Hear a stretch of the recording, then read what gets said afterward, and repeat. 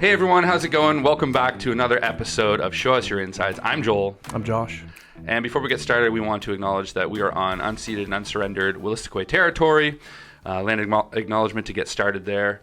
And that we are here also on CHSR. Yeah. Hopefully you're listening to us on the airwaves, CHSR 97.9 FM in Fredericton, your campus/university radio station, and huge giant supporter of local musicians and artists. And we're proud to be in partnership with them. And, Absolutely. Yeah, and maybe you're catching us on YouTube, so just right off the bat, subscribe, watch the stuff, because we're going to do a lot of this stuff. So today we are lucky enough to be sitting down with Dylan Ward, who has many different hats. Not today, but musician with the Hello Crows, with Marian, also a producer, Shiftwork, studios. Yes. Yeah. Has worked different times at the Cap. I think a lot of different venues and stuff in Fredericton you may have seen Dylan. Excellent sound man. I've been lucky enough to have him myself, and I'm sure you have as well, Joel, many times. And it's hard to get better around here. So. And just all around lovely human being. Yeah. So, Dylan, welcome to Show Us Your Insides. Hi. Thank you for having me. This is great. No, this is very cool. It's a very cool spot. I like the building. I like the setup. This is great. Got the bubblies. Yes. Got the bubs. It's really awesing. So thanks for having me. I know we've been trying to make this happen for like a little while too. So I appreciate you, working with me there. Oh, hey, same, man. It's we're all pretty busy in our own rights, so it's always awesome to just finally get in here and talk. So. For sure. So, do you want to start with, I'd like to know, Dylan, what is the kind of spark that lit your musical flame? I kind of just started playing music, really like with my friends. Like it was kind of like the thing that we all really loved music, and we would just listen to music all the time. I also grew up in the like Much Music sort of era. So that was like having Much Music on at home or while we were like playing video games or whatever, like on the TV.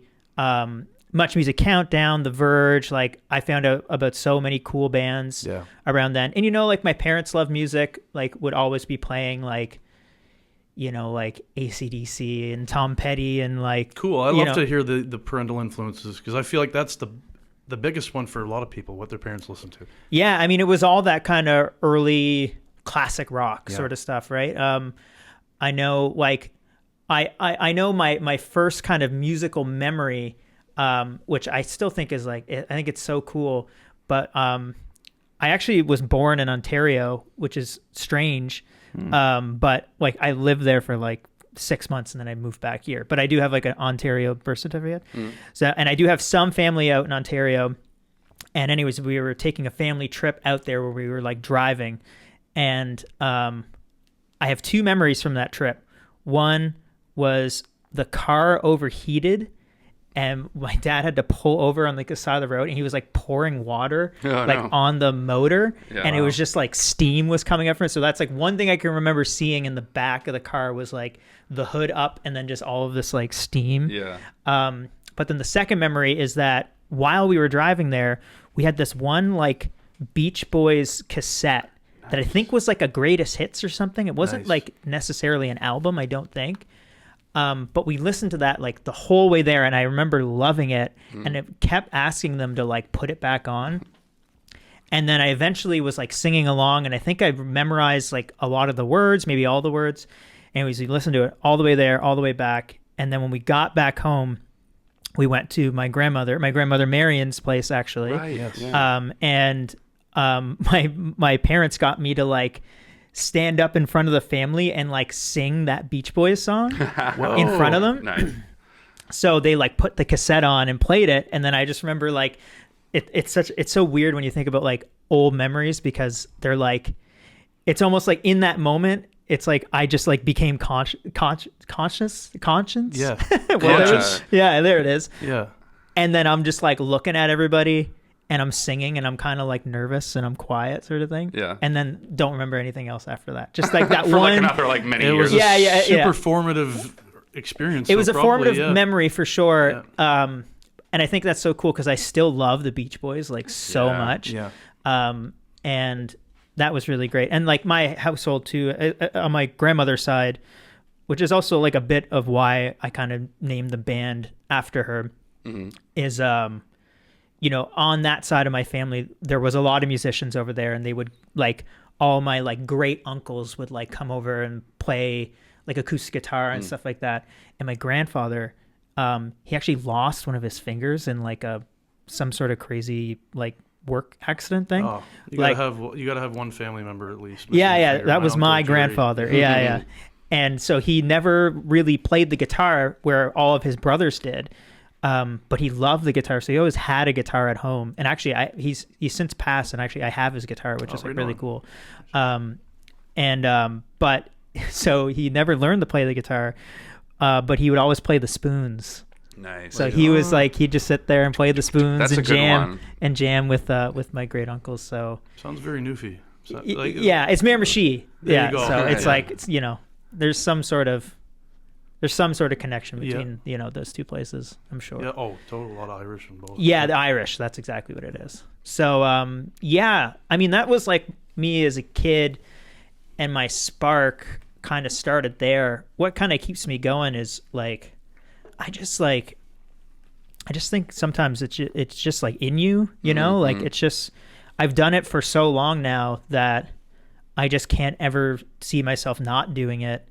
And it just takes me to like such a place that's very like nice or something, you know, like I just like the activity of doing it. I like the process. And I think that's something that I've learned is I'm so much less concerned about what I'm making and like where it's going, or like if it's too much of this or too much of that. Like I try to like not think about that stuff, and I just like to engage in the process, you know, and enjoy the process, because if you enjoy the process, then you can just, it doesn't really matter what you end up with. You just enjoy doing it. Right. So Absolutely. It's a little bit of like it's all about the journey and not the destination sort of thing. Totally. It's very similar to like that stuff. So I try to, you know, put myself in the right place where I can just make it very enjoyable. And man, there's so many different things you can do to like inspire songwriting or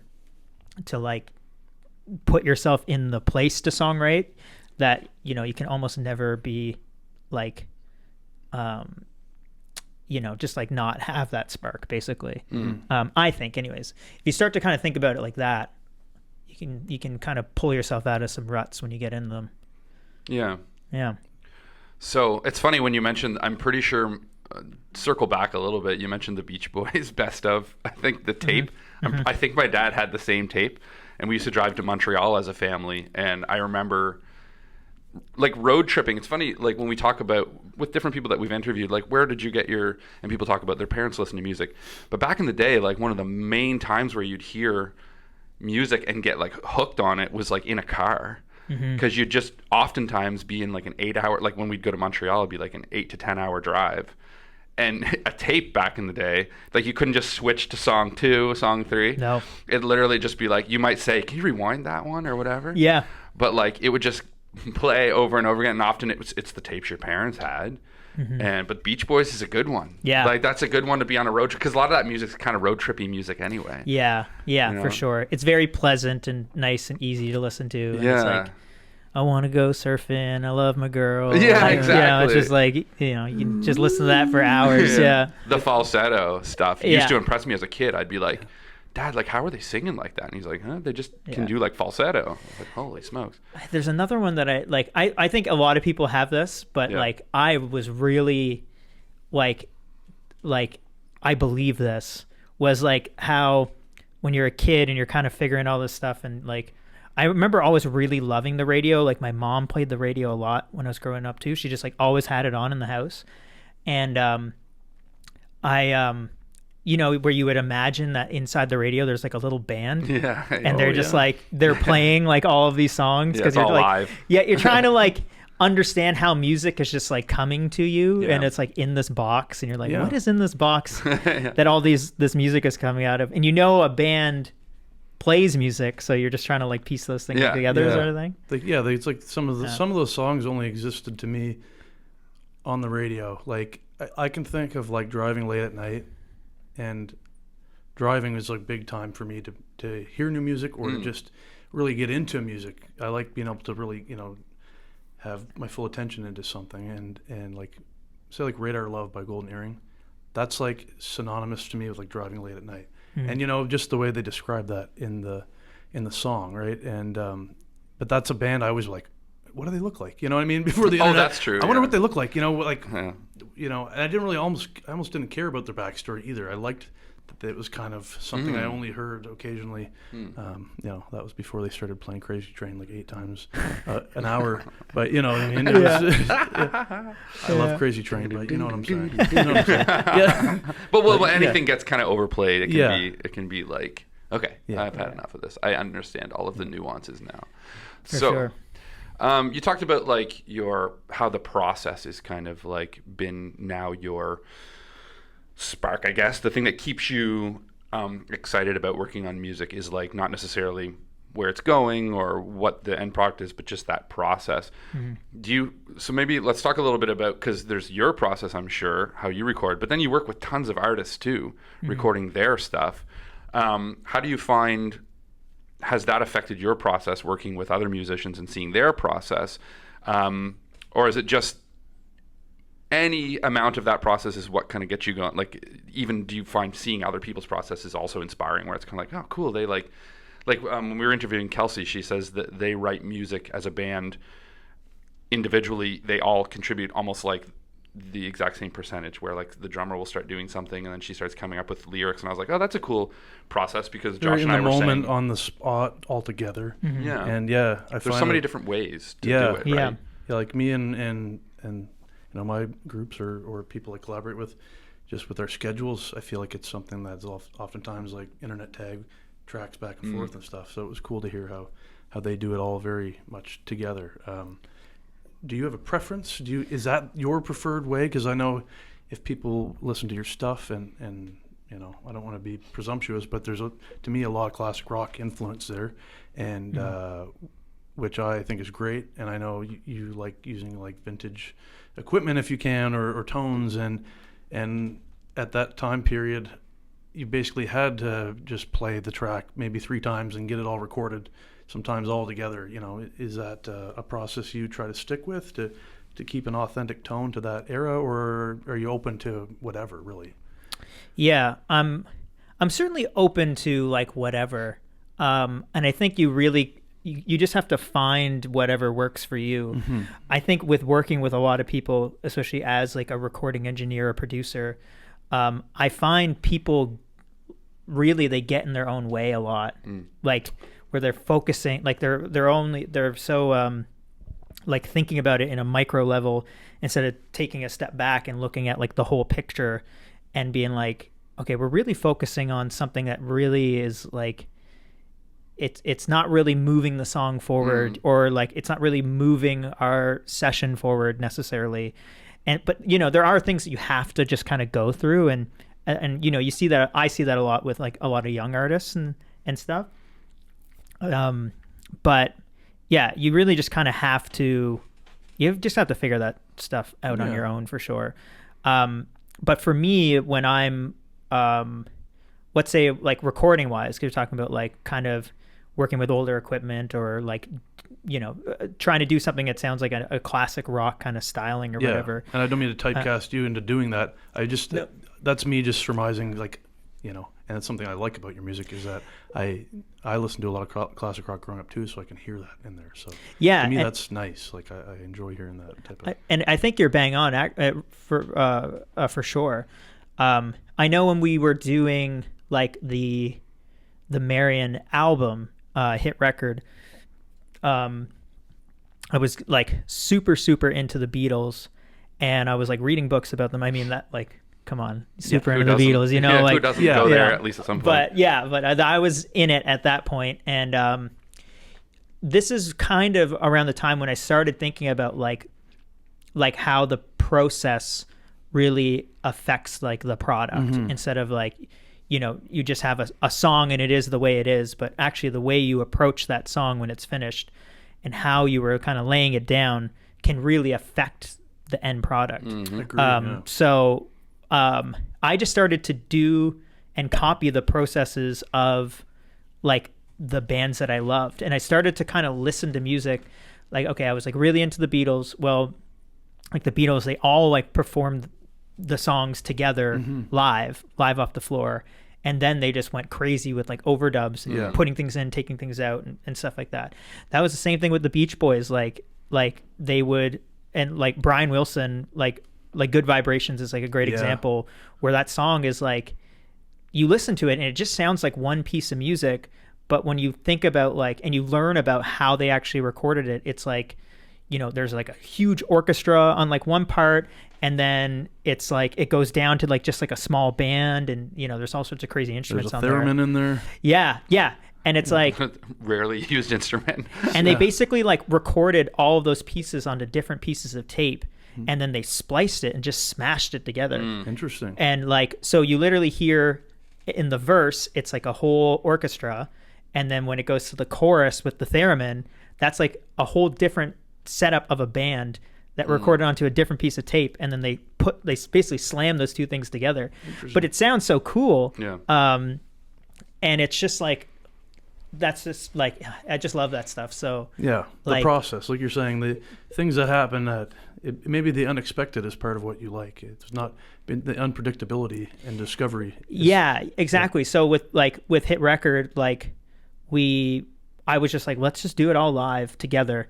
And I had been recording people like enough to know that like things can really get bogged down. And for me, I just, again, like I really wanted to have like fun. And I was like, let's just try this. Like I have enough equipment, enough microphones to like be able to like mic up everything. Let's try our best to like isolate our instruments from each other, so there's not like a crazy amount of guitar bleeding into the drums or whatever. And it was like really awesome and really fun. And it came out great. And we were all like super stoked about it. And we had like just a lot of fun making it. So I just started kind of like thinking about that more, like, okay, what are some things we can do to like really make this thing really enjoyable? And when it is enjoyable, and if everybody's relaxed and the songs, and if you are a band who like practices regularly and you're getting tighter and tighter, you should really be able to pull off your song well. Like, and in my opinion, even better than if you were to kind of isolate everybody from each other and get them to record their own parts. Yeah, you're feeding off of each other's energy probably. Because this was one thing, I remember this was like another kind of learning moment for me, was when I was doing sound at the Cap for like, and I've done sound there now for like 10 plus years. It's like crazy. Like I started working there when I was 20. So I got like to see a lot of live bands. Like I'd do sound there like 3 times a week, 4 times a week sort of thing. You've got hundreds of gigs that you've done sound for there. Yeah, totally, right? Like 3 bands a night. Like I'd seen so much music, having a great time. But the one thing that I noticed was there'd be this great live band, like whoever, like a local band, and they would like release a record, and I would listen to the record like that morning when it came out. They'd have their album release show like that night. I'd listen to their record and I'd be like, okay, like this is pretty good or whatever. But then I would see them live, and like there's like a song that like I would probably know from seeing them playing live, and I hear the recording of it and I'm like, it is the song, but it's not, there's something missing about like the delivery of this song. Totally. And then they would play it live, and then that energy would be there again, and then there's like a whole crowd. And I remember thinking, like, if somebody could record this right now, this would be like 10 times better than the version that's on the album. Yeah. Just because of the energy and like the excitement was all there, and they were feeding off the crowd, and like even if it didn't sound as good, I think the energy would even take it kind of further. And like that was like kind of floating around in my mind, and then thinking about like the Beatles and like how they like, all those bands that would just record in a studio all at once. And it seems like funny now, but like, everybody practices together all the time, all at once. So why, like, when you go to the studio, why separate that thing that's just so natural into something that's so foreign that people aren't really used to, and can really kind of like turn people off for recording, just because it can get so like piecemeal and convoluted and take so long, and it's like I just want to play shows and like it doesn't feel organic at all. And I could speak to that, and then I don't mean to bring up my own group for vanity purposes, but just to relate, like a lot of our recordings early on have that quality, and I think we're learning that too. Like we want to do it a little more old school, and maybe all together to get that kind of that quality you can't really put your finger on. Maybe that timbre, or even just like I feel like there's like energy in certain rooms and stuff. Oh yeah. And just those little ghost sounds that you might pick up from your chair squeaking and stuff. Like I love that on recordings too. So I think that's really cool that you mic'd up like the entire room to capture like all of that. Yeah, I think like, and it's cool as like an engineering side too, is like to solve that problem or figure out that problem of like trying to mic up everybody at once and still trying to make it sound good, and not like kind of like a garage recording, like still have some like high fidelity production around it. I mean, it's still something that I'm trying to figure out and work on. But yeah, it's cool. It's a cool thing to do for sure. Yeah, man. Yeah. And how did you get into that? I mean, I feel like there used to be a school around here for that type of thing. Is that where you went to? Yeah. Yeah. Okay. Yeah. When I went there, it was called the Center for Arts and Technology. Yes, I remember. And I took part in their audio engineering program. It was like an 18-month program, with no breaks. It was like 18 months straight, which was really cool. And yeah, it was honestly like a great school. Yes. I met a lot of really great people. Brad Perry was like a teacher there back in the day, and right on. Andrew McRae, Kevin Herring, who's the department head at the time, and it was great. And then it became like Da Vinci College, and I even worked there for like one semester. Well, I worked there for a long time as like a lab assistant or like kind of like a TA sort of thing. And then I did work there for like one semester, like as an instructor. And I taught like the first year, and that was really cool. But then I realized that it's like, I don't really know if I'm a great teacher. But I was also like 23 or something. Yeah. I was like, thinking back on it, I was like, I really should not have been put in like that position, but they did need somebody. And I was like the senior most working lab assistant at the time. So they were like, you could probably teach like the first year. I'm sure it was great. I'm sure it was. Yeah, it was fun. Yeah. It was a good experience for sure. But like, even like I did that, and then I was like, I don't think I can do this anymore. And they're like, okay. And then like the school basically shut down like a couple months later. Because of you, they just, without you, what were they? Let's just pack this thing up. Let's pack it up. Yeah. Is there anything like that? It's kind of, random question, but is there any school like that now around here? Man, I don't think so. Yeah. That's too bad too, though, because I know I've a lot of looked people into it. I find it very interesting. So maybe I'd like to get into it. So the Center for Arts and Technology, there was 3 schools. It originally started in Kelowna, BC, and then they had a campus in Fredericton and one in Halifax. And then this Da Vinci College, which was like an American business school, bought the Center for Arts because they wanted to offer like arts programs. Okay. And then there was one in Halifax after the Fredericton one closed down, and I'm not sure if it's still there. Okay. Yeah. Like I don't think it is. Yeah, it's too bad. But it's crazy because that school definitely had like problems and stuff. Yeah. But like the audio program was always like I think like the most successful program that they had. That was like the highlight of it. Yeah. Yeah, because we always had like the most enrollment, and it was like so there was so much interest that they couldn't like accept everybody. Right. So the classes were always filled, and there was always like a really good like graduating rate or whatever, like success rate of finishing it. And so I really do think there is a demand for that, and especially being like from working at the CAP, because when I worked there, if any of the sound techs like left or moved away, we could always like call onto the Center for Arts and be like, hey, like who are some like students that have like a big interest in live sound, or like who are, your best students or whatever, who would be interested in an opportunity to work here. And so that's where we would get like all of our new sound techs, and they're all like pretty well, all of them are still like sound techs within the city, or have gone and moved away and are still like working within the industry, which is so cool.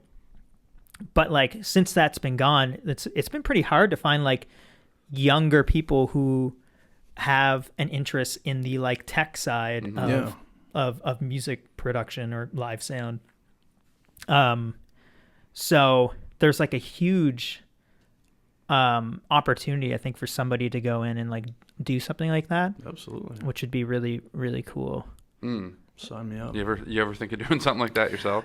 Since you taught already and you've got the... Yeah, like I think... A little more long in the tooth now and wise. Yeah, maybe.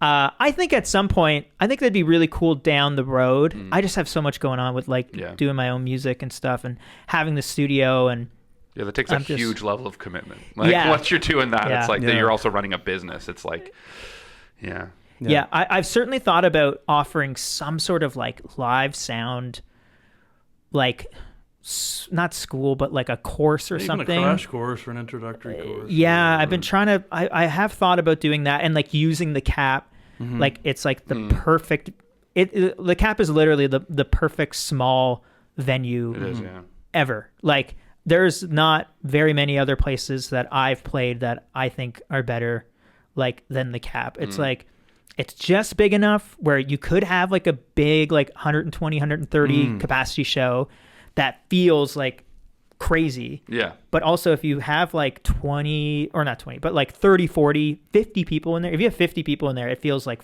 packed. It's bumping, yeah. And like the equipment there and like the sound is like so good compared to, you show up to a spot and it's like 2 PAs and stuff like that, maybe a small sub sort of thing, which is like, you can still have a great show like that, but just like the production level, like how good it can sound in the CAP, it's like its potential is like, it's so awesome. And there's nothing better than a really good sounding club show, like a small venue. Like, man, like the best sounding shows I feel like I've done or been a part of have all been at the CAP. And I'm just like, man, it just everybody's like just so close and it can sound so big. Yeah, there's something hit about you in the that chest. room, right? Even if you have like 10 or 15 people and they're in the front, it feels like you got a ton of people there. You know what I mean? Yeah. Just the way that the room kind of stays narrow and maybe and long. That's exactly. It's like the layout of it too. Like the layout of it it contributes to that closeness and that intimacy sort of thing. Absolutely. Yeah, I can't even count how many influential shows I've probably seen there since I started going to the bars. Oh my God, yeah. Like crazy. Like even like the people I've done sound for. Yeah. It's like, it's pretty nuts. Like I can't think of anybody right now, but I know I've worked with some like pretty awesome fucking Canadian acts. Yeah. For sure. But so I do think about trying to work out something with Zach or whatever to put on some kind of course where we can make sure we still have people who know how to and want to work like live sound, and there's no better place to like learn than at the CAP, and then you can go on and do other things for sure. But it's but I just don't have time, and like it's something that I like. One day I'm like I to me there's such a need for this, and I am somebody who can do it. And I just don't have the time to do it. Yeah. Did you get into it just because you were interested in doing that, or was it for your own? Like you were like, I want to be able to, shoot the deer and butcher it. Like is that the kind of mentality you had? Was it just because you love the process of making music that you thought that you would enjoy that, or like working live sound? I guess recording. Well, you learned recording as well, or was it all live sound that you did for school? It was both. It was mostly recording. Gotcha. But we did have like a live sound course. Okay, right on. Like it was actually just one class, but it was enough to kind of get it going. But really, where I learned how to do it was just working at the CAP. For sure, yeah. Yeah, that's where I was. Yeah, I guess I'm thinking more of like recording purposes and mixing and mastering. Did you have like a goal in mind of you'd be able to do that to your own music someday, or wasn't really what you were thinking about when you started. I basically started to learn how to record just out of like necessity. For sure. So like, how I got introduced to recording was, I grew up in a small community called Ilground First Nation, and it's like right outside of Miramichi City, whatever. And there was like a pretty like in what I feel like a lot of like res communities. There was like a kind of hip hop scene sort of happening, and I think it's still kind of there, but there was definitely something happening when I was like a kid. And basically there was these older kids who had figured out, basically like pirated a recording software, right on, and then like made their own beats, or like just got beats off of the internet or something, and then like, you know, made songs and then put them up on MySpace, it would have been at the time. And I remember being super into music, and I might have had like my first band around this time or something, or I was still like playing guitar, and then somebody sent me like the song that like these people in my community, they were older, but I knew them. They're like my friends' older brothers or whatever. Yeah. And they had music and they put it online, and I was like listening to their music on like my computer, and I was like, this is crazy. Like somebody here was able to record their own music and put it onto MySpace, where I'm like listening to like all of my music and stuff like that. And I'm like, that is insane. I thought it was so cool. And then I managed to like, actually it was Blake Francis from City Natives, who are like a big hip hop group right now, have been for a long time actually. Blake was like my neighbor, and I was just like over at his house. He knew I like music. He was getting into rap, and he like gave me a cracked version of this software called Cool Edit Pro. Cool Edit Pro, I remember that. I was going to say, I remember that name. Yeah, Cool Edit Pro, I think. What a name for a software. Yeah. It's, I'm pretty sure it's like, it was Audacity. It became Audacity. Okay. And so I had a version of that and a version of Fruity Loops, which is now called FL Studio. And so basically I would create, like I learned on Fruity Loops how to create like a drum pattern, like a drum beat. And then I would export that audio and then throw it into Cool Edit Pro, and then I could record onto Cool Edit Pro. And I basically just had one of those like microphones that plug into like the front of your like modem. Yes. And I would just record my electric guitar and like stuff like that. And I was just making these like little songs. And like I learned how to like layer and overdub and stuff like that. And I was just having like a lot of fun, and I just loved doing that and making music that way. And then eventually I had like a band in high school, and then we went and like made our own like album sort of thing. And then I had other bands who, you know, we would play with, and they wanted to make an album. So then I started like recording for them. And basically I was like, this is really cool. And I really enjoyed the process. And then I learned about this school that was in Fredericton. And so I went there actually with a buddy of mine who I played in a band with, and we both like graduated and then went there. So because it was like the only thing I really liked to do, like, and I just love music, and I was like, this would be really cool if like this is just something I'm doing on my own time and having fun.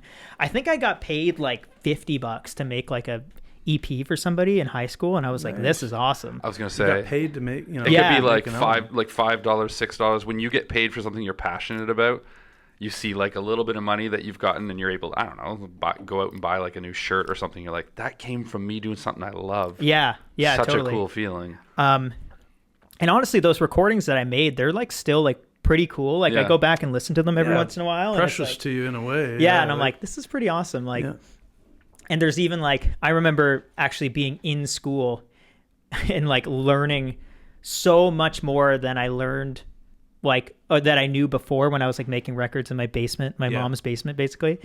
And then I would like listen to like things I recorded and mixed like at the school with all this crazy equipment and all this new knowledge.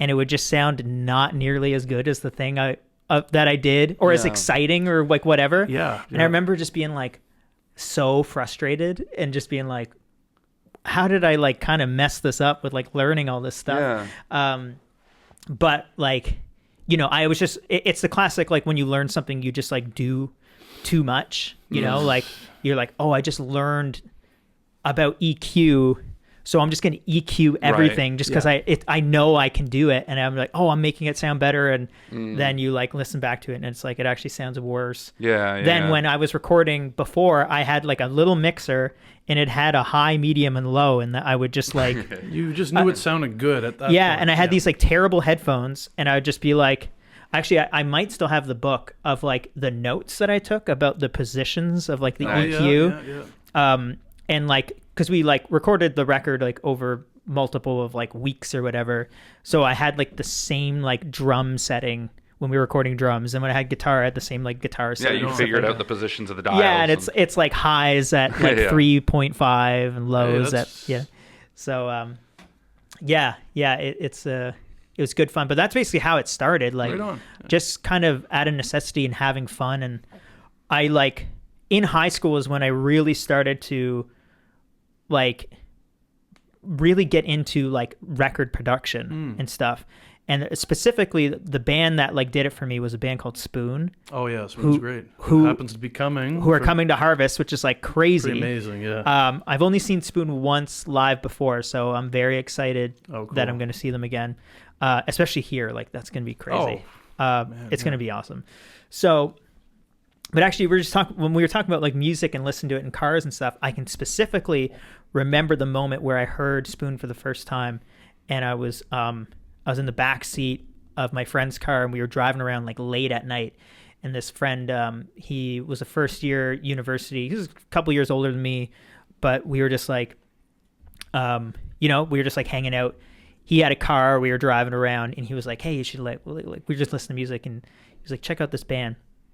And he played the song, and the song is called The Ghost of You Lingers from the Spoon record Ga Ga Ga Ga Ga, which is like an incredible title. But it has this crazy piano, and it's very like atmospheric. And I remember sitting in the back, and it was so loud, and I was just like, this is like so crazy. And it was so fitting because it was like midnight. We had been driving around. I had no idea where we were going. Just like I didn't drive at this point, so it was just like trusting, wherever we were going, just like going with the night. And we were just like listening to the song, and it's like very like ambient and ominous, and like it's just, and it's like panned really cool, and there's like crazy reverb and stuff. And I remember just being like, this is like fitting this car ride, this exact moment. This song, it perfectly fits into like this moment, and that stuck with me so much. And then like the next song hit, and it was just like, whoa, this song's great too. And it's a song called You Got Your Cherry Bomb, which is a great song. And I was just like, I love this band instantly. And it is fitting into my entire like teenage existence right now. And it just stuck with me. So I like got obsessed with this band, and I was so obsessed with the sound of their records because it was so different at the time, and they were like new. They like that record had like was maybe, it might have came out that year, or it might have been like a couple years old or something like that. This was probably 2009, 2010 maybe. And that's when I was kind of learning a little bit more about recording around then. So I was just like, just super into how songs could sound cool or not, what could resonate with me so much. And it created such a feeling, like, how do people do that? Sort of thing. So just wanting to know, wanting to learn. Yeah. And then, I would be young, and you'd just like, I get like so frustrated sometimes too, like recording, and just be like, I don't know, I'm playing an electric guitar with distortion on it, and I don't know why this doesn't sound like Ozzy Osbourne or something. You know what I mean? Like, it's like, why do I not sound like Randy Rhoads? What's happening that's different? I have a Flying V guitar. I'm plugged into an amp. Hitting the same notes. I'm hitting the exact same notes. Why do I sound bad and he sounds awesome? And I'm also listening on like those like, those like funny little like speakers that everybody had, like the white speakers, ones with like, I'm picturing the computer speaker, like the little ones with the like on and off. With the on and off thing, and it has it's like white, and it has like a green little light. Like that. Like that's what I was listening to records on, and then listening to like my. But you could still hear the difference. Well, that was the height of I don't know, sound technology at the time. That was for some reason I sounded not good and that you sounded great. But there's a whole lot of reasons. Also, I'm not Randy Rhoads, so it's like, well, all those stuff you learn over the years that you're like, man, if I would have just learned this in the first 2 weeks of playing guitar, it would have been helpful instead of taking me 12 years to learn like a box theory on a solo. But that's the thing. It's like you just have to like do it, and I think that's where like people like lose it a lot. It's like you just have to stick with it. You just have to keep trying, and I think like that's what I'm trying to like get when I was talking about like the process. It's like I think now I just want to be so engaged with the process of doing it that I just keep doing stuff, and eventually I'm gonna learn something else that's going to be a breakthrough or like whatever, right?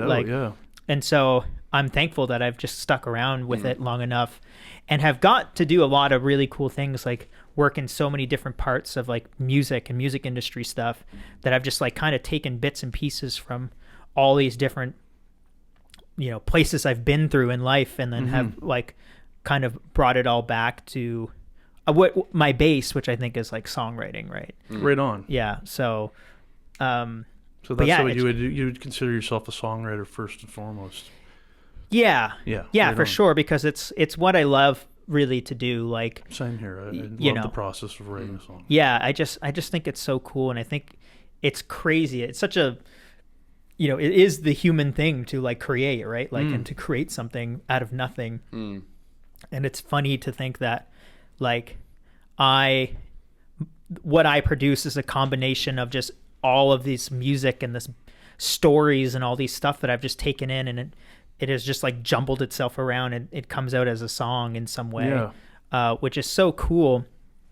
And I just like surprising myself on what I can come up with, and just kind of taking or riding the wave and wherever it's going, and just like, because I used to have a big problem kind of in high school, a little bit afterwards, where I like started to love music so much, and I started to identify myself as a musician and a songwriter, especially when I started singing too. Like, okay, now I'm like a front person, I have a voice and stuff like that, but my voice like never sounded like the people who I liked. Like, I love the singer from Spoon, but he has this crazy he can make his voice distort, like that stuff. You can actually do that very well. You have a great voice for it in that like kind of sense. But I just like cannot do that. I've tried so many times in high school. I just like kill my voice trying to be able to like get that cool whatever it is. Just could never. I still don't know how to do it, so I just kind of have totally given up on it. But you have your own great sound, your own great voice, and I think that's a universal story for a lot of people. You always want to sound like somebody else. To me, I'm like, I want to sound like Steven Tyler, or Steve Perry from Journey, I believe it. Yeah, Joe Perry, also from Aerosmith. Anyways, and I'm like, I'll never reach that voice. But I think in the process, you find your own unique, cool voice, and I would definitely say that you have that. Oh, I appreciate it. You have a very cool, awesome, distinctive voice, which is got is retro feel, but it's all your own as well. And just if anyone wants to check out Dylan's music, check out Marian and the Hello Crows new project. Is all that stuff on like all the streaming platforms and everything? Or? Yeah, you can find all of us like on any social media or whatever. But yeah, the Hello Crows is kind of like the newer project. Yeah, we just came out with a single in July. I've been talking about Marian. We have an album called Hit Record or Hit Record, whichever way you look at it. And that's been out for a couple of years, and that's been like really great, great for the band. That was awesome. I listened to that album a lot. It's on my hard drive in my van. So nice. Yeah. Did you say hard drive in your van? I have a hard drive in my van. Nice, okay. That's awesome, though. I'm pretty fancy, guys. I love that. Yeah, I have like 4 albums on there, and yours is one of them. Hey, nice. We made the cut. I dig it. I don't know how this happened, but we're at 46 minutes. What? Now, I think we're a little under that because we started recording and didn't start the podcast right away. Fair. But I'd like to throw to, like, we've talked about your music. I would have liked to get into, we're going to have you back. We say this to everyone because it just goes by way too fast. Sure, yeah. Because we could get into a lot of stuff, even just, with Marian and history there and what you guys have done and all that stuff. But we want to throw to, because all of this talking, it's almost like, maybe this is gross to say, salivating. Like when you're talking about the way you love music and how you hear it, now that the audience gets to hear a song, you get to take in all of those pieces that Dylan has like kind of learned and grown and created this music with. And you can really hear it in your guys' stuff. The energy, the kind of like passion. So we're going to play Astral Plane by Marian. And then we'll come back and we'll have to wrap up. The time flew by way too fast. Like, it's crazy. This is probably the fastest one we've ever done. Oh, I was like, how are we at? Blink, man. That was nuts. Yeah, it makes no sense. So anyway, here's Astral Plane by Marian, and then we'll be right back.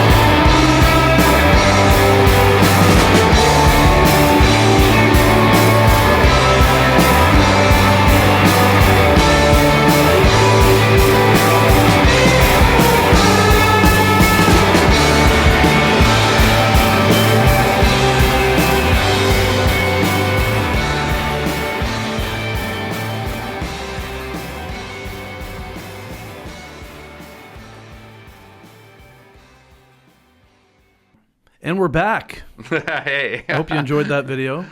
Astral Plane. And song, yes. Yes. Yeah, I love the album. Check it out. Yeah.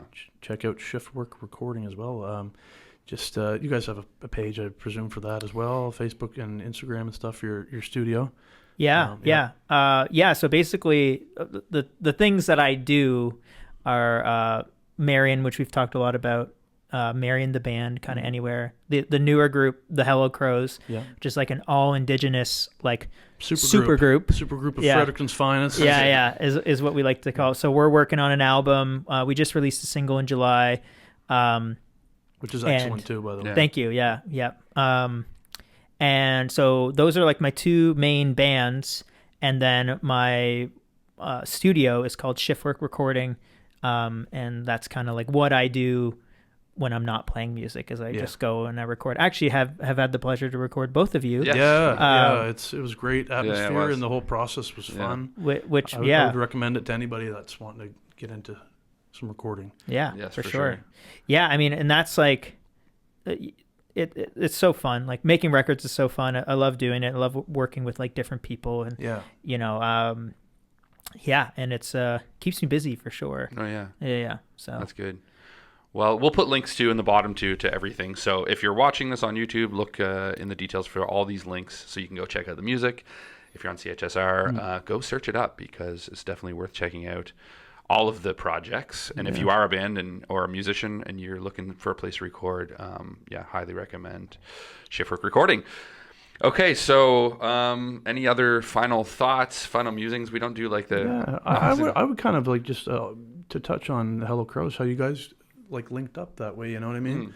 Was that like a band of just because of opportunity, or you guys were like, hey, we like each other, let's form a group, you know? Or like with the band, we have like known of each other, like there's 4 of us, and we've all kind of known of each other. I've worked with like all of them independently, like if it's recording or whatever, but really how we got together was Maddie was asked by Eddie to put on an all Indigenous songwriter circle at the Cap for Truth and Reconciliation Day. Right on. And I think that was the first one, like when they made it like a holiday or whatever. So Trudeau was skydiving or something. So Maddie got us all together and we did this like songwriter circle, just like any old songwriter circle, but it was like really fun and really special, especially like us, being 4 Indigenous people. And we just kind of talked about, what that is and what that means and our different experiences, and, related that to songwriting. And, a lot of us have like knew each other's songs. So then we were like kind of jamming on stage a little bit. And anyways, it was really fun. Then we got like asked to do it again at like the Muse. And then, there was some interest. So we decided to like make it a band because there really wasn't not anything, but like for a band of 4 Indigenous people, it's like you don't really see that too often. No, you don't. So you don't see that around here at all. Yeah, so it was really intriguing for me. Yeah. So we decided to like form the group, and man, it's been a roller coaster ever since then. Like awesome. My summer it has been mostly playing Hello Crow shows. Like we've done so many different things, and that we're really kind of ramping up to even have a bigger next summer sort of thing. That's great, man. I've been following intently for sure. Just because I, like you said, I've followed all you guys to some degree in your own musical endeavors. So to see you guys all come together I was excited to see what was going to happen. And I'm digging it. I think everybody is. Thank you. What's the reception from, say, the Indigenous community? Like, have people come up to me like, this is so cool to see people like me doing this. Yeah. You know what I mean? Like, yeah, it's been pretty amazing. Like we've gotten a lot of support, like big time. Yeah. So like, and we play, like one of the things we do is we play like conferences, like Indigenous conferences. We've done that a couple of times. Nice. And so the reception there has been great. And for me, like I haven't really played in front of my own people.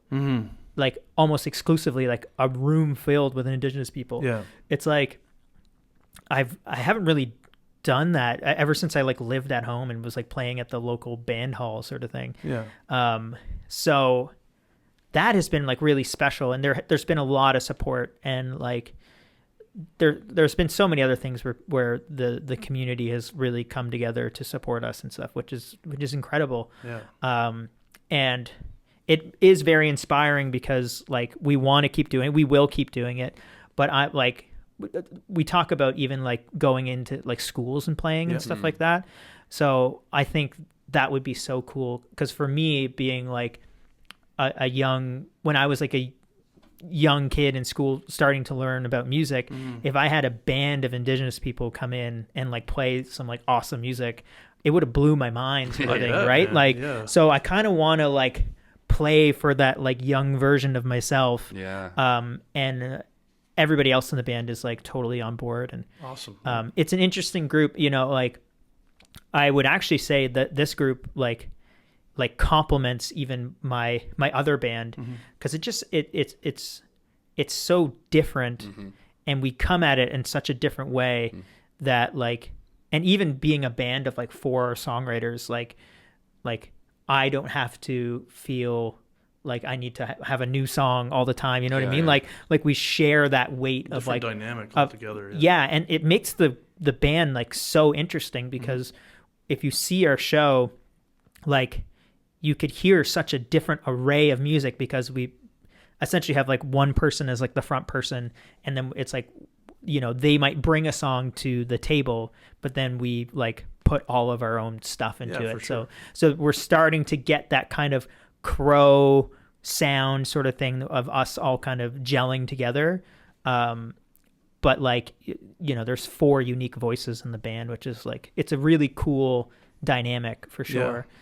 And one that it's fun for me, even as a songwriter, again, to talk about like the process, like to write in that way too, right? Like having this different group, and then Marian is kind of like, oh, I can kind of just do like whatever, like what like sort of thing. And then in that group, it's like there's a lot more of like group direction sort of thing, right? Like so it's just like, it's just cool to have those different dynamics and apply that to songwriting. And, you know, like having some sort of guide or a place to start is really important to like trying to do anything. Because sometimes when you're like, oh, I can write any kind of song in the entire world right now, it makes you not want to write anything, because you're just like you get option paralysis, right? So that's the thing for me, man. So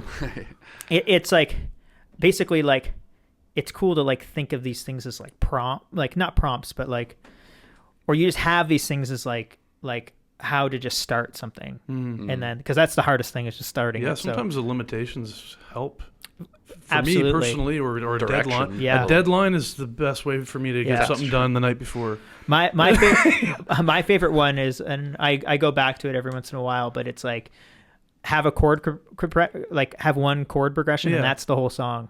So you have to make it interesting. Yeah. Melodically, you know, with the song structure, the dynamics of it, like how do you do that? Yeah, that's great fun practice. It's like things like that. So for me, like I just sort of have these like little areas between the two bands of like, what are my prompts kind of within that? And then I just go off and whatever happens. But as long as I kind of have these things to start off, then it's cool. So it's been really fun. It's been a great, like we've been a band now for, well, actually, it's going to be like our 2-year anniversary here pretty soon. So yeah, it's crazy. Time flies, man. I know. Yeah. Yeah, it's wild. 2 but years.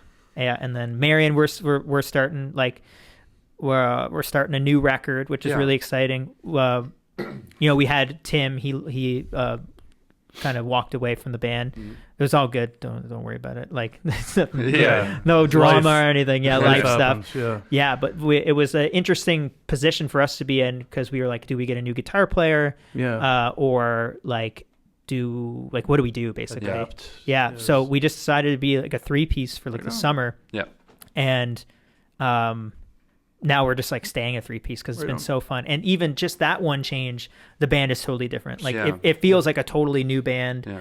And your guitar work is you got to approach that differently. Totally, right? Yeah. And the way I approach guitar and the songwriting changes too, because now it's like I have this you have to be thinking of filling more space guitar wise than just kind of rhythm and sing, or taking out space. That's the other thing, right? Like it's dropping out when that's a nice. It's a big thing now if I drop out, because it's like, no, there's just drums and bass. It's right? very dramatic. Yeah. So it's been really cool. It's been cool to kind of wield that power in a sense, and like but for me as a guitar player, I really did have to step up, because you know, I was like the peak of my guitar playing ability was in high school, where I could like shred like Metallica and stuff. Right on. Yeah. And then something happened where it just started going down. Okay. And I just became not as proficient at playing guitar. And but I just love playing chords. Like I love figuring out chords. I can like Became play a songwriting tool more than it did. Probably, yeah, than for anything. sure. But now I'm kind of getting back to like playing solos and doing cool things like that and playing like riffs, like real riffs now. I love riff rock. I love riff. I'm such a huge riff fan. Yeah, I love it too. When you hear a good riff, like, and that's like, you're talking about some awesome guitar players, and like I was watching a video. I forget who the guitar player was, and the riff for like this song came from just something he did in practice. He just would like go over this. I just watched that too. Joe Walsh. He maybe that's a different one. No. That wasn't that one. No. It wasn't that. Sorry. It just popped into my head. I saw. But it was just something he did as an exercise, and he would speed it up and slow it down. And somebody else in the band was like, "That's a song." And then they just. Yeah. So it's kind of like that magic of like you just don't know when you're gonna pick up your guitar and like go like do do do do, and it's gonna do a riff, and you're gonna go like, "Oh man, that's why riff rock's kind of fun." Because then you're like that could inspire, but it could also be like chord progression or whatever. Yeah. I think the whole key, like it's a key to a whole song if you want it to be. You got all the notes and chords are within that riff. Yeah, you just have to it expand dictates. from it. You know what I mean? That's what I like about them, anyways. It's fun. Yeah. So it's a fun new challenge for me, and it's about every week I'm like, man, I'm gonna learn like scales and keys. Yeah. And I never Next do. week. And you never do. I never do. That's hard to do. I couldn't tell you what any key any of my songs are in. Sometimes that's good though, man. I have no idea. Like to circle back, like when we first started talking, you were talking about when you were young and you were just two dials, and how do you capture like the simplicity? Sometimes I think like the naivety and the kind of awe of a child, or like not just a child, but like a young person, the young mind to just explore ideas and not necessarily have to define them. Sometimes if you don't know the key and you're just kind of like, this sounds really cool, and you don't necessarily have to be like, what's the root note that I'm how do I return to home base or whatever? You just do it differently, and sometimes the magic can come from not knowing what the heck you're doing. Yeah. I think. Yeah. No, big time. Well, it's like when you start to learn those things, you think in that way. Yeah, exactly. Sort you of can thing. box So, yourself in a bit. Yeah. Which like it's definitely, it has its ups and downs sort of thing. Because now like if I'm like jamming with somebody and somebody's like, take a solo, I don't know what to do. And it's like, it'll be horrible. And it will be a lot of bad notes until I find out where I should be playing. And then kind of from there, I can maybe start to figure out a little bit of like where, like, something. But yeah, it's like, it's a lot of fumbling around for me, which is. I'm a very similar place. Yeah. And I never like played leads or anything. And I slowly you're starting to do a bit too. Learn to do that over time, and then we got another guitar player, so I could back off a lot more. So I'm doing the opposite of you, which is great for me. Yeah, you just got to get into the guitar harmonies now. Yeah, keep a good guitar harmony. It's funny that I've never heard it like guitar harmony, but guitar harmony are sweet. Yeah, when you hear a good one, when it just kind of hits you, and all of a sudden it's happening, and you watch the two guitars. Part of it is like the audio, but part of it is when you see it live and they kind of interact with each other, and you're like, that's so cool. Yeah, we're working on a couple of those back to back, and it's just crossing the necks, right? And and they're just in sync, and you're like, oh man, that's such a cool thing. This is the best show ever. Yeah, I never wanted to end. Yeah. No, I love it. I love like. I'm loving more and more like the ridiculousness of like big show rock. Like I think it's just like a comeback. I think it's just awesome. Like it just makes me laugh. Yeah. And when somebody can do it, and it seems so like cheesy, but then like say if you were going to do it, you're like, I can't do this because it's so cheesy. But then you see somebody do it on stage, and you're like, that is the coolest thing. Yeah. Like I just anything that makes me laugh. Like while they're doing it, I'm like, that's awesome. That's awesome. I like sense of humor in music too. Like especially in songwriting, like a dry sense of humor. John Prine or something. Like it's like, hey, I don't take myself too seriously, even though I'm like a that's part of it, genius. Isn't it? Man, there's a fine line. I think like with kind of like that stage energy where you see a band that draws like the charisma of just not caring. And part of it is like a little bit silly. Like when you don't care, then there's a little bit of silliness or whimsy with it all. Totally. That's very, like, whenever I see it, I'm like, oh man, like I so much admire the ability to just be like, just loose and just have a good time. Yeah. And then everyone else has a good time. There's like the curse of, you know, being on stage and not being comfortable, and then the audience isn't comfortable because you're not.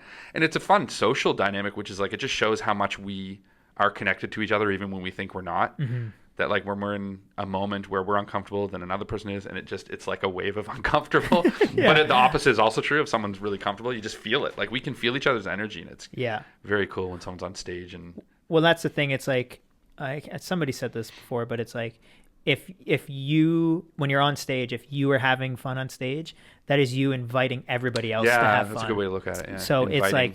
It's like, and people can either take it or not, you know what I mean? But like, you have to be the one to, as the person on stage, you have to open that door first, sort of thing. Yeah. And it's interesting when you start to like kind of realize that or something, you know? Yeah, it's like, it is an invitation. Yeah. And any kind of invitation, like even just in a one-on-one conversation, an invitation to just, for people to be authentic, be themselves, and just kind of let go of the whole thing that we all kind of do a lot of the time. Just inherently in interactions that can't be too long. You see someone walking through the mall or something, you're like, hey, how you doing? And you give like a quick response, but like, the invitation doesn't, like you said, doesn't always have to be responded to. Like a person could be like, no, I'm not into like coming up front. Like, I don't know if you've experienced like the thing where if you ever ask an audience to get closer to the stage, it's very unlikely that they will respond. Usually people are like, it's as soon as you bring it up, it's almost like even more of a, like they need that cushion sometimes. Like I think there's like, it's so funny. There's so many things about watching bands play, like from doing sound, that it's like there's so many little things that I find like, oh, if you just didn't do that, or if you just like did this. One of the things about asking people to come up front is you don't do it before you play your first song. Right. Like you kind of have to wait till there's an energy build or something. You have to like bring them in a little bit. You know what I mean? You gotta earn it sometimes. Yeah. You know, no, for sure. Yeah. And it's like and it just depends too. If it's really empty and everybody's in the back, it's like, Mom, you know, come on, Mom, you're here to see me. Like you can stand up front. Yeah. But that's a good point. I think there's like little things like that where it's like, you kind of got to give them a little bit of a reason to come up. Before just asking them. Unless they're nice, and then they just go up anyways. But and usually they're family. It's very often that they're just like, we're going to stand up and see you. Yeah, for sure. Yeah, but there is that dynamic. Like I have friends who do stand-up comedy, which is something I've always been like, I admire that bravery to get up just by yourself and tell jokes, because it can fall flat so fast. And I'd be so afraid of that. But like, there's the similar nuance to like when you watch other performers, and with stand-up comedy, like you talk to people who have done it for a year, 2 years, 3 years, and they get a level of comfort that they know how to, the time to pause, the time to keep talking, you know, it's all about timing with comedy. And that's something you learn as you go. So similar to like, you know, if you're going to talk to the audience and say a certain thing, sometimes the timing matters a lot. That you can't necessarily lead with that one. Like maybe wait a little bit and then feel, because you can get a feel for like if the audience is into it or not too. Totally. It's a challenging, super challenging. As a timid by nature person, I find that's a big thing for me to overcome, is faking being a confident front man, musician, whatever you want to call it, until I start to feel that way. Did you find that was an awkward thing to be put up in the spotlight like that, or you know, was it just a matter of finding, you know, feeling comfortable with it and then being like, I'm okay with this, you know, or you're totally like really just a secretly huge narcissist, even though you're very reserved for everybody else on the planet. I think it must have come from the day with the Beach Boys that you sang for your whole family, and suddenly you were like, but it's so funny because I found that like in high school I was so okay with it, and then like actually, I had a moment, because I also did theater for like a little bit in high school, and then I had a moment where I messed up the lines or something, or forgot a line on stage, and it was like this really weird like moment where like it was like, oh, actually like the worst thing ever has happened, and there's like this weird pause, and then you don't really know where you're at. And eventually, you know, we got out of it, and it was like totally fine. And I'm sure I survived it. But then it was like, that moment kind of broke something for me. Sure, yeah. Where like on stage, it's like, oh, like if something goes wrong, then it's kind of like scary. Oh. You know what I mean? So And disoriented. Yeah. Or disorienting. Like when you said kind of in that moment, you're like, oh, wait. oh, I'm on stage right now. It's like it's something Yeah, clicked and your I'm just brain like, goes into "Ooh." a different place. So things sort of like I felt like very confident on stage, and then that was like a little bit of a crack, and then I felt like kind of it was okay for a while, but kind of when I started playing in Marian and then playing on stage more, even before that I was like playing open mics, and that was be fun, but I was probably like half drunk the whole time, so they didn't really care. But like I kind of had a hard time doing it, and I'd feel very like weird on stage, and like I liked kind of being before that like the bass player where I was just kind of in the back and having fun, but I didn't really have the weight of like the people like me knowing the words and singing right and stuff like that, right? And it's just like, so I kind of had like a bit of a hard time with it, to be honest. Like I'd have these panic attacks on stage.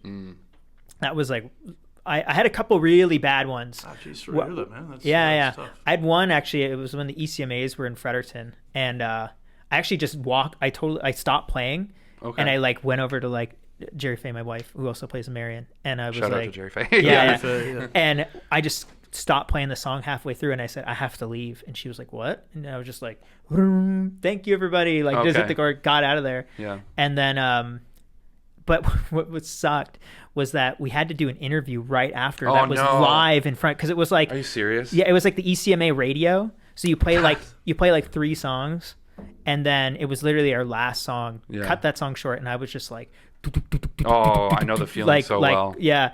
And then we had to do this radio interview, and I was like whispering to Jerry Faye, I was like, you answer everything. Yeah. Please just answer everything.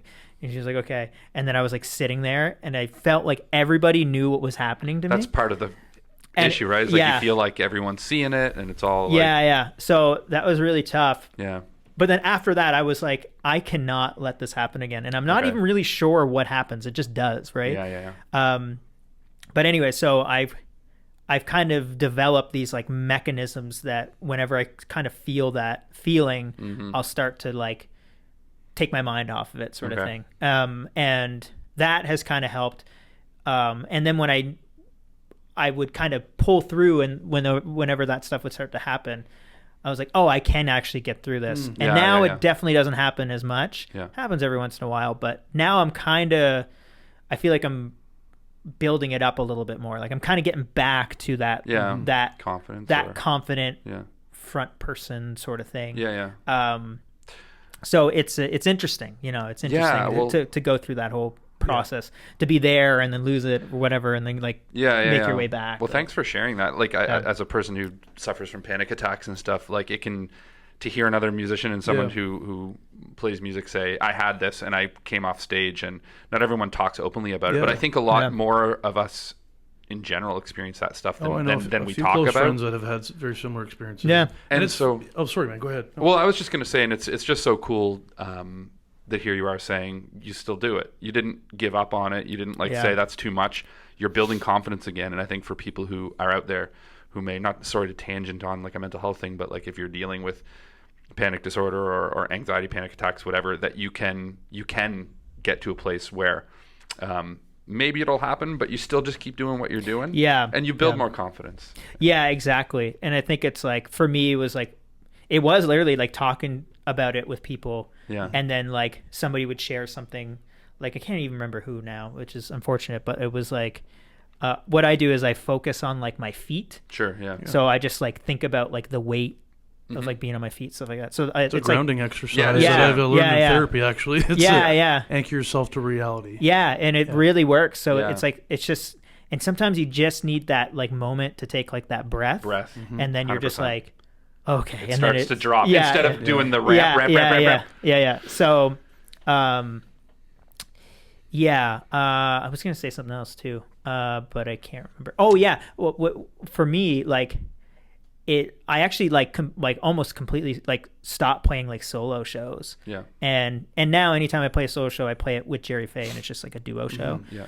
which is also really nice because it's not just me up there. But I did recently have to play a couple of solo shows. I was a part of this this songwriting camp over at the Lunenburg Folk Festival. Okay. Yeah. It was actually facilitated by Joel Plaskett and Mo Kenny, Nice. which is like super That's awesome. pretty amazing. Lunenburg is a beautiful spot. And Lunenburg is beautiful. Yeah. And it was like this whole songwriting camp. It was like 5 days, but I did have to play 2 solo shows, and it was me there, and I kind of forgot about it. And then it was like the day before the day. Maybe that's good you forgot about it. Yeah. And I was like, oh, I have to like play like a 25. It was only a 25-minute set, but I was like, I have to play a 25-minute set, and I was like, I don't even know what songs I can like play, and like because I haven't anything that was like solo. Mm-hmm. There's a lot of like old Marian stuff that would fit within that, but like I've just been playing new Marian stuff. You haven't touched it in ages. Yeah, and I was like, oh my god, and I started to kind of get a little worried about it, and I was like, oh, here we go. It's been a long time since I played a solo show, so I kind of had that anxiety going in, but as soon as I was on stage, like I like had all those techniques or what little things to help me out, and it actually just like never. I had to play 2 shows back to back. First one, like nothing happened. Nice. The second one, something kind of creeped up a little bit, but I was having like a little bit of like a technical issue, so it kind of throw you off. It just kind of I wasn't. I didn't come into it kind of zenned out, but but anyways, but nothing happened, which was awesome, and I was like, and it were really good shows. And then I was like, wow, I can play solo there again. You go. You know, it was pretty cool. Yeah. Well, it's funny to hear you say that because, I mean, I'm sure anyone that has seen you guys play or seen you play wouldn't expect that you were nervous because, you know, you deliver a really great performance. It seems like a confident performance. And, but thanks for sharing that because I know, like, I have to have like 3 drink minimum even now when I go play. Yeah. For a while, drinking before a show was a problem for me because I was trying to quell those nerves, you know what I mean? So, and I still try not to use that as a crutch, but I totally feel that that anxiety and then when you hit a bad note in a solo or something, that could send you on a spiral, right? So it's it was funny, like and I actually just like talking about drinking and performing that whole thing. I think one of the things that really got me in that last panic attack was I was like substantially hungover sort of thing. That's the worst. Yeah. And it's like a depressant. Yeah. The day I'm always you're so much more low. anxious if I'm hungover. It's like crazy. And I just kind of started to feel it like right like an hour before we were getting on stage. And I remember thinking, I was like, I wonder if I have time to like grab a beer sort of thing. Yeah. Just to like, Kinda because it was my head and or sort of thing. And then it was just like, whoa. So that was like one thing I was like, I can't be hungover before a show because this might be really bad again. Yeah. But then also, like you're saying, like you like play a bad note, you sing a bad note or something like. Something. I've been trying to like. I get like if I drink a beer, I get like super like bloated and like burpy and stuff like that. So, and that would make me like not enjoy the shows. Yeah. So for a little while, I was like not doing any drinking before, and I would I actually was playing better shows, believe it or not. Like, which is like, it's a hard thing. I do believe it though. Yeah. I was singing better. Yeah. Doing the whole thing, and I did that for quite a while.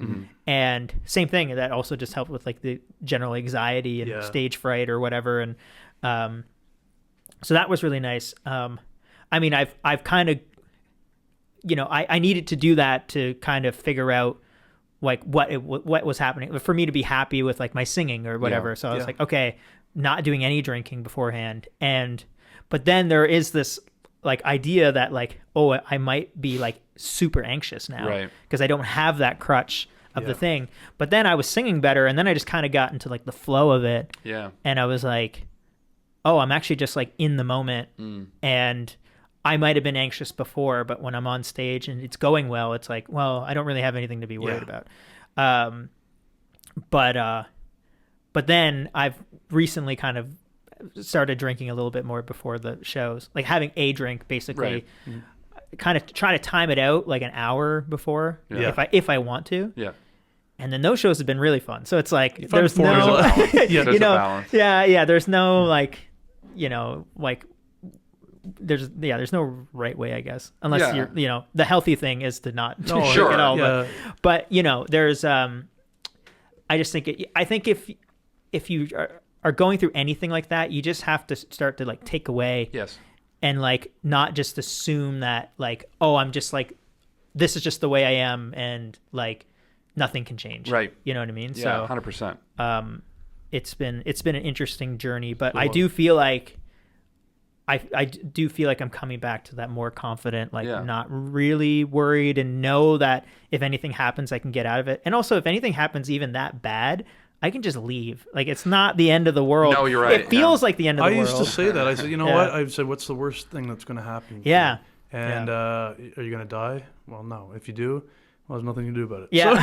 So, I'm dead. probably, So easier said than done. It's worse right? for everyone else. Yeah. And I remember thinking of, because I've talked about it before while performing, like, hey, I have panic disorder. And part of why I would do that is because in my mind, I call them outs, like ways to kind of escape the moment. Yeah. And for me, I mean, I do the thing with stage beers. I actually, the first few shows that we played, I would have Ativan like in my pocket. Oh, really? Yeah. One time it was embarrassing because I was like moving a guitar and it fell out, and someone was like, "You dropped your pills," and I was like, "Oh yeah." But good enough for Elvis, good enough for me. Yeah, because I was so nervous. I never ended up using them, but I was so nervous that I was like, well, just in case, I can always like, you know. But totally. that I thought if it gets bad where I'm like right in that moment of it's ramped up to a point of I need to get out of here, I might even just try to say like, listen, everyone, I'm having a panic attack right now. And like, you don't want to do, because then there's also the make everyone really uncomfortable thing. Yeah. But part of me in my head, at least, that was almost an out, that I was like, well, I'll just be honest about it. And the thing that's often happens is if you kind of like reveal it and you're not trying to contain it anymore. Yes. Everyone sees it and, like, stop moving, stop shaking, your face is doing that. Like, then it almost, the ramp up can actually start to ramp down a little too. If in my mind, I'm like, I could just tell everyone. Yeah. And then it almost calms me down because I'm like, well, if I did, then it would, you know, and then worst case scenario, I just run off stage screaming. Yeah. But, and it's so funny to like, if anybody even said that on stage, it like might make people be like, oh, like what? Yeah. But like also that could like literally be it. It's just like, oh, okay. Yeah. And then you just, who knows, I might move on. I might be like, by the way, everyone, I'm kind of having a panic attack right now. I'm sure there'd be silence because what do we do? And I'm like, well, next song. I kind of feel better now that I said it. So let's just carry it. Yeah. There's like guys like, screw you. I came to escape my emotions. Yeah, exactly. That's the thing. And wait, you're feeling nervous? I'm kind of feeling nervous too. I'm nervous for you now, right? Because people get the secondary nervousness. We're like, oh God. Like then people in the audience start having panic attacks. I'm like, well, no. So for me, like talking about the play thing, I would go and see like plays or whatever, and I feel like anxious. Oh like, I've gotten that because I'm like, I'm like, man, there's going to be so many lines, and what if somebody forgets a line? Like, it's because I just know like that experience. It doesn't really happen. I mean, I haven't seen a play in a long time either, but like after that experience happened to me on stage, I remember going and seeing plays and just kind of being a little bit on edge. But that's just me, right? Like that's just like my own thing, sort of thing. Yeah. But I think it's a common thing with musicians or artists. I think it is. Yeah. You know, we're all empaths. But there's literally three of us in here, and we're all being like, "Yep." Exactly. So it's like I think and so many people I've talked to too, since I've kind of been more open about it. So many people are like, "Oh yeah, I deal with the exact same thing." Yeah. And then you learn sometimes little tricks of the trade, where someone's like, "This is what I do," and you're like, "Oh," and it like changes everything. Like, but the worst thing is to keep it a secret and not. Because then it almost becomes a bigger monster because you're trying to like press contain it down. Yeah. What you were saying, like the more you contain it, the more like the bigger. Like it seems to get bigger. It seems to get So weird. I don't know why that is, but and it's such a pain in the butt. But anyway, it's good to know that we're not alone. The musical journey is one of self learning, I think, too, and songwriting too. And I wanted to mention that earlier. You said like sometimes you're surprised to see what comes out. Like I feel like that songwriting is a very therapeutic in that way. Oh, for sure. You don't realize you have an issue until it's in words in front of you, and you go, "Whoa! I've been worrying about this for months and didn't even realize it." Yeah. And now it's out on the page, and I can read it.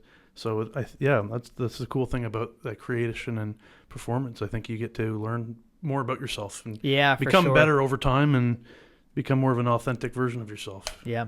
100%. That's what it's all about. Yeah. That's what it's all about. That was great. Well, I think we've gone a little bit longer, but I think that's great for you. Like, we'll just have two versions, which I think we'll start doing because I don't want to. It's too hard to like half the coolest stuff we talked about was after. Right. Well, and I don't want you to have to. Yeah, I mean, it could be a lot more editing for you, but it's all I good. mean, yeah. But Yeah, you're just figuring it out. What is exactly. Like, what episode is this? Or like 7 or 8? 7 or 8. I think cool. it's 8. Yeah. Yeah, that's really cool. Yeah. We used to start with that, and then I was like, I kind of was also forgetting what number we were on. Yeah. I was like, if I say like 8, and then like it's 7, and then But yeah, we're in that range. Yeah, cool. No, that's great. Good for you guys. Yeah, Thanks, thank man. you. Yeah, Yeah. So it's been awesome having you on and chatting with you, Dylan. Yeah. Really a pleasure to have you on, and please, if you're listening, if you're watching, go check out Marian, go check out Hello Crows. Keep eyes on what Dylan's doing, because there's a lot of cool stuff Shiftwork going Recording, on. Absolutely. So that's been Show Us Your Insides. I'm Joel.